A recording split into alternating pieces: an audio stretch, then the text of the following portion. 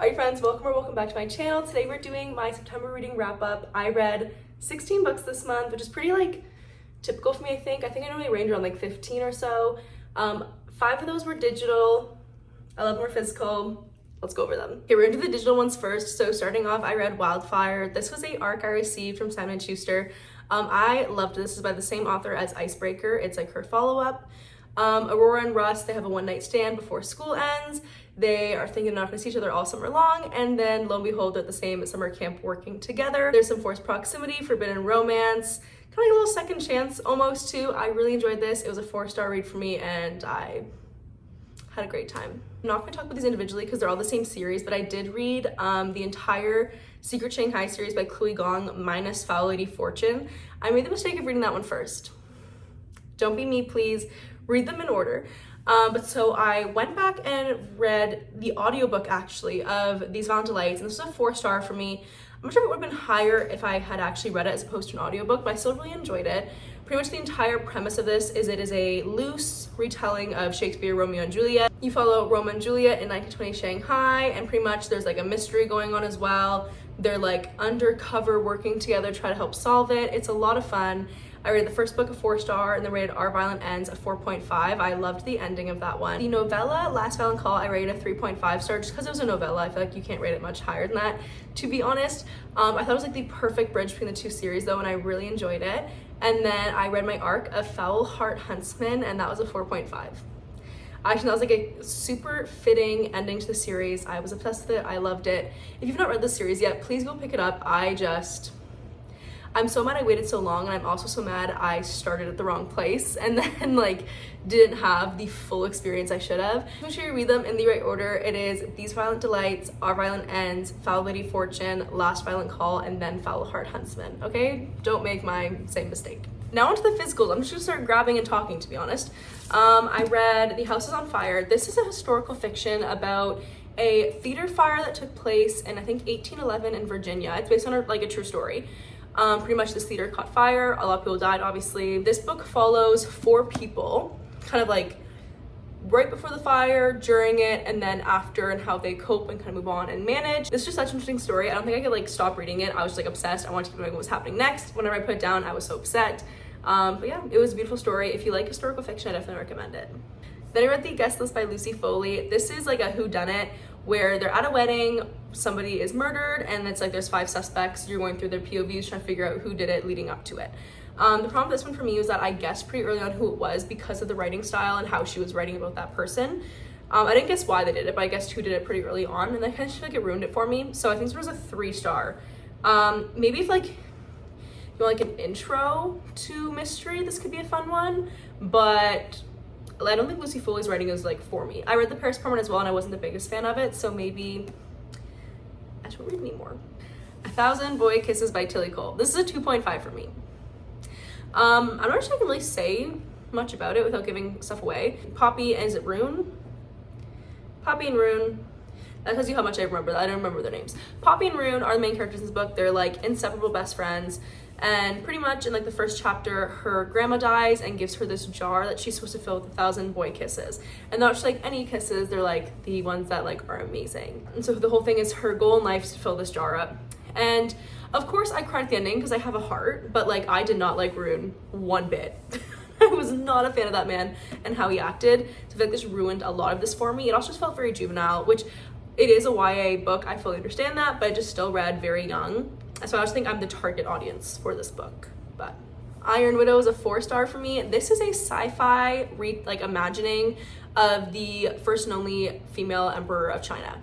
If that sounds interesting to you, definitely pick it up. It was very interesting. There was just certain aspects of it that brought the rating down a little bit for me. For example, there is a poly relationship in this book, and I'm not a big fan of those. But it was still a 4-star for me. I really enjoyed it. It definitely gives off strong female energy. And the sequel comes out at the end of April of next year. So there's a long wait until it comes out, but I'm still very excited to read it. Killer Instinct. If you haven't heard about the series yet, this is Teenage Criminal Minds. This is teenagers solving FBI cold cases. And as somebody who watched Criminal Minds religiously when I was 15, I love these. These are my new favorite series, bingeable. It's actually on my October TBR, the 3rd book. I am just obsessed with these. If you haven't read these, please do. They read so quick. And I don't know why everybody's talking about The Inheritance Game. Like, Jennifer Lynn Barnes wrote that and this series as well, when these exist. These are, in my opinion, like, so much better than The Inheritance Game. So if you haven't read these yet, definitely pick them up. They are so good, so bingeable.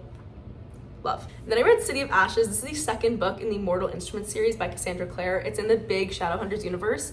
And everybody said that the Mortal Instruments were like the weakest series, I guess, of the entire universe. And how you kind of have to like get through these books to get to the good stuff.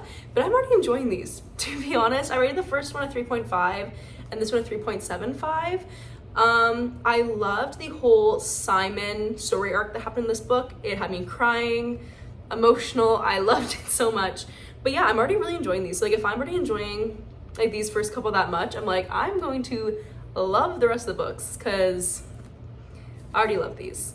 City of Glass unfortunately was not chosen for October TBR, but I'm still gonna read it in October. So yeah.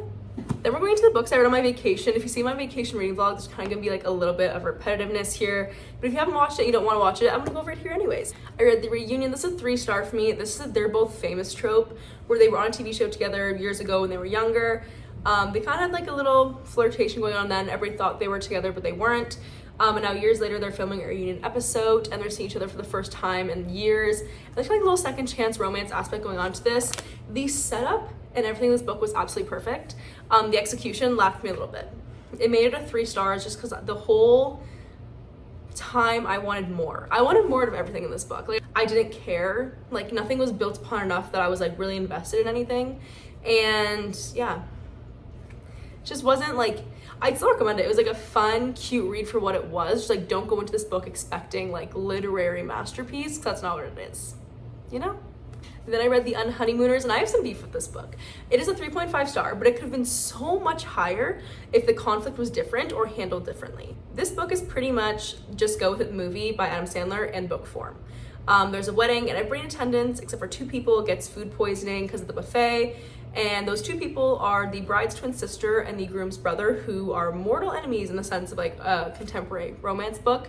And they end up going on the couple's honeymoon together because it's like a non-refundable, all-included, paid-for trip to Maui. So they end up going together. And obviously it's like a perfect setup. The banter was so good. Everything, like I was loving it. And then the conflict happened. And how the male main character handled the conflict, just like, I was like, no. And I understand it, like to a certain extent. But like you gotta put it aside and have some morals, you know? So I didn't like the whole way that was dealt with, talked about.